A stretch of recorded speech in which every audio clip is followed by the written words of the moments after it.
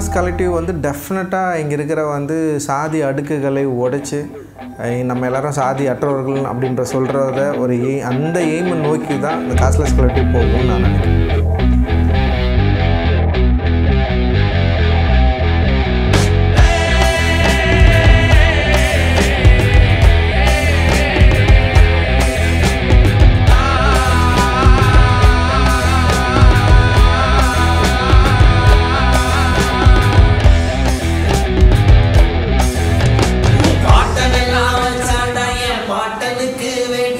அதனாலதான்